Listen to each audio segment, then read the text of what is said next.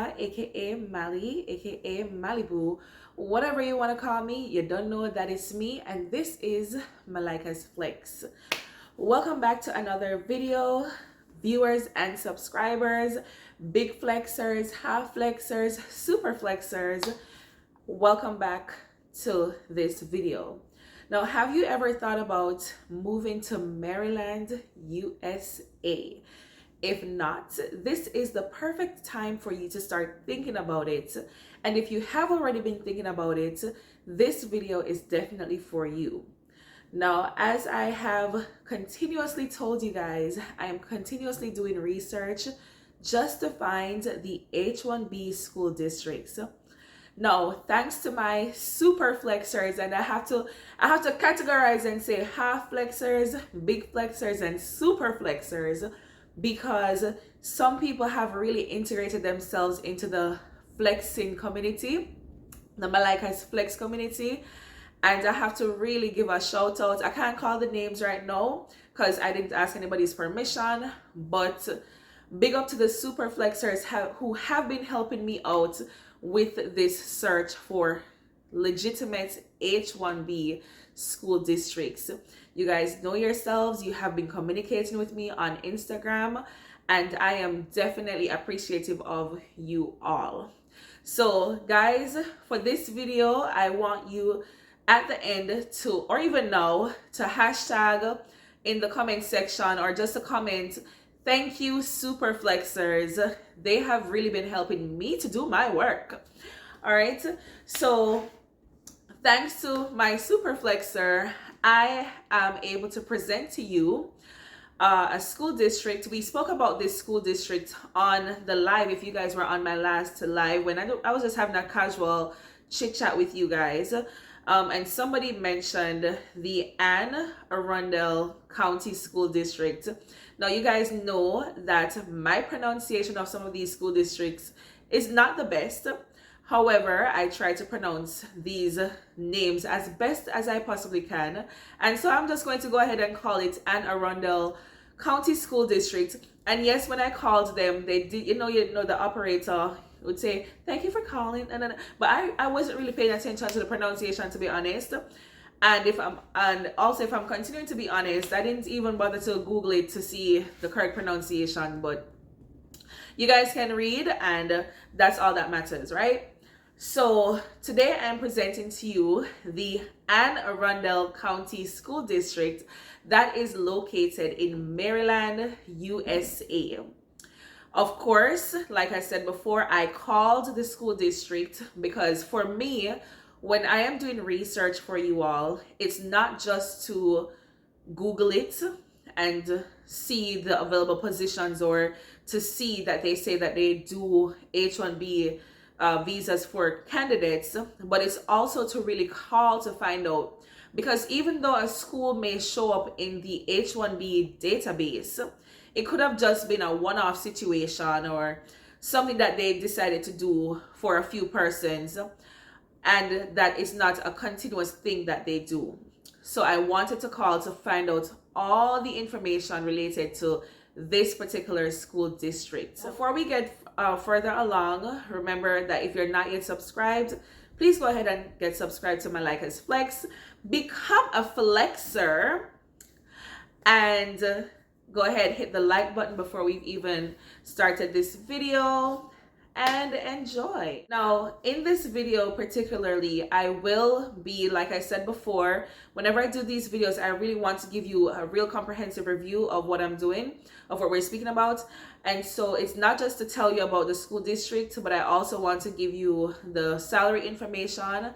I understand that people who are not on a J1 program don't fully understand how the salary works, how to read the salary scales, how apartment or house hunting, works. So I just want to give a little, snippet of what you could be expecting to earn within the school district, and also compare it to what you will possibly be paying for rent. So I want to see if the pay will match the rent, because the rent is the biggest bill that you will be paying here in the United States if you do decide to come here. All right, so let me stop talking and just get really straight into the information. All right, so as my flexers already know, I usually have my book with the information just so that I don't miss anything. Today I actually have my laptop working with. I've actually created a spreadsheet with all the H1B school districts that I have thus far. And the basic information that I intend to disseminate in every video. So whenever I call a school district, I always ask them these particular questions, and just while I'm speaking to these people on the phone, I always just enter the information on my spreadsheet just to just have some sorts of organization with it. So I have my spreadsheet in front of me. All right, so the questions that I always ask is, will candidates be able to move from their home country into this school district? And I always ask this because there are some school districts that only want teachers who are already on a J1 visa. I guess for them it's easier to do that change of status. Somebody who's already in the U.S. Even if you're a J1 holder or former J1 holder, I guess because they can't, bother with, I'm gonna say, people who perhaps don't have social security or something, for whatever reason that they have. So I always ask this question: will you be willing to assist people who are not yet in the United States and they want to move into the States? So the answer to that question is yes. The Anne Arundel County Public Schools, or school district, is willing to assist people. And when I say assist, I'm not talking about financial assistance. I'm talking about getting that paperwork done so that you can get into the US and start working with them. I asked about the premium processing, if they assist with that finance aspect of it. They did say no. So if you're wondering how much that is, as I have put in my previous video, that's $2,500 US that you will need to have. Guys, everybody wants an H1B school district now. People keep asking me, can you tell us about more H1B opportunities? We don't want to go on the J1, but nobody really realizes that this is a more expensive option than the J1. So if you're seeking to be here, and you have to weigh your pros and your cons with the H1 versus the J1. It's not just to say, oh, I want an H1 school district, because many people perhaps don't even know that with the H1 your spouse is not able to work, at least for some time. When your green card processing starts and you get your perm, then your spouse can start working. So you have to look at all those things. The next thing is help with green card, assistance with green card. The answer is a yes-ish, similar to the previous video that I did on Bibb County. The lady on the phone, she said basically, like, as you go along, they'll see if they can assist you with that, whatever paperwork you need to do your green card. And in terms of doing the application, I will be showing you guys exactly how to apply. I did not ask about praxis exam when I was on the phone with her, but you guys can do your checks, as that is where that is concerned. In Maryland, there are some states that require that you do the praxis exam. I'm gonna just call it content exam just because that's what we call it in Georgia, the GACE, the content exam. Some of them want you to do the praxis in order to start going through the visa processing. You can check the Maryland Teacher Board to see exactly how that works and if you'll definitely need that before going. Or it's something that you can ask HR as you go through the application process. Usually these things are not very difficult to obtain. So just see how you can go about getting that done. See if they'll need to assist you with perhaps obtaining a temporary social security number, so that you can go ahead and continue with this process. When I was coming on Interlodge, they had to assist us with getting a temporary social security number so that we could start opening our account. But we didn't actually get a teaching certificate until after we came here. We didn't do any exams, except I did my ethics exam after I came here. But that's for Georgia. Georgia is kind of simple where that is concerned. Um, but you can do your own checks where that is concerned. In future videos, because this is an aspect to my spreadsheet that I just added. So in future videos, I will be definitely asking about the practice exams just to save you guys the time. But for this one, unfortunately, you have to do that bit of research. All right. Now, in the next bit of this video, we will be looking at how to apply, salary, and also housing. Guys, I always tell you I am recording from my phone. So this is a phone view of what we are looking for. So we are looking at the Anne Arundel School District in Maryland. And we're just going to type that into Google. And we're going to select careers at AACPS.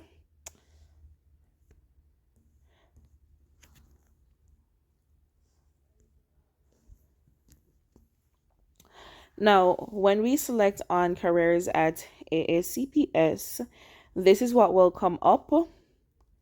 We will select on careers. If you look to the left, we will select on careers overview. When we head into careers overview,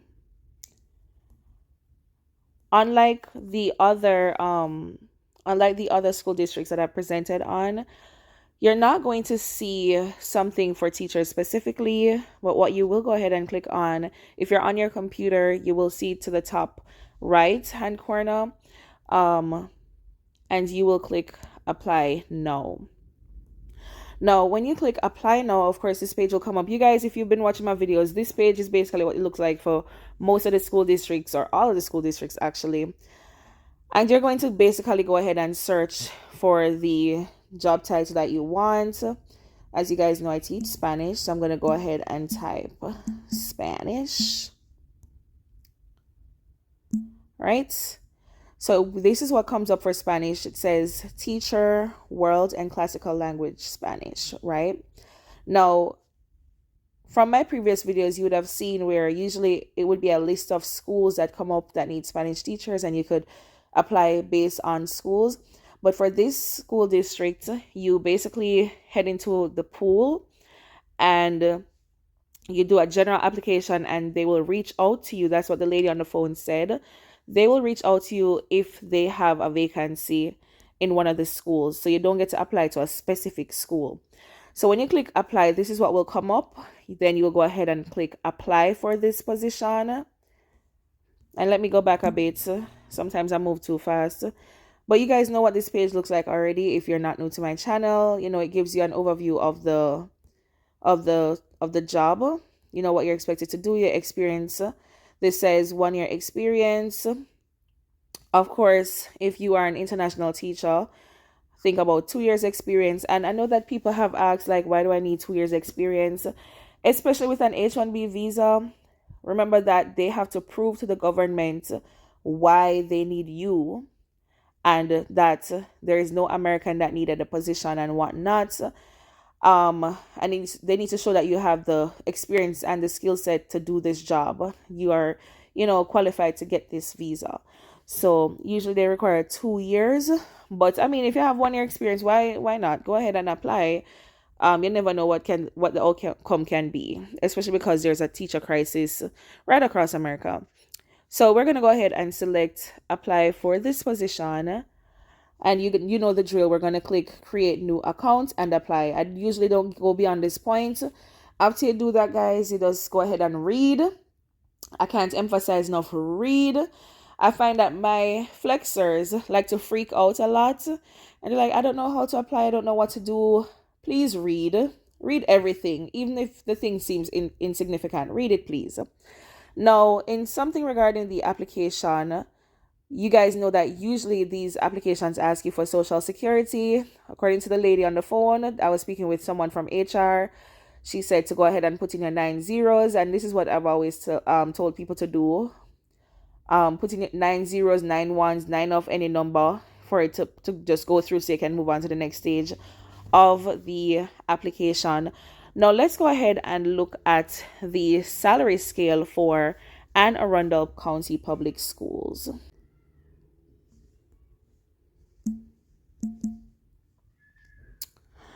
All right, so I'm just putting it generally in Google. Let me click on for current staff. Let's just click on that and see what comes up. When I had first looked at this, I was looking at it from my computer screen. Okay, yes, it looks the same as on what I looked at on my computer screen.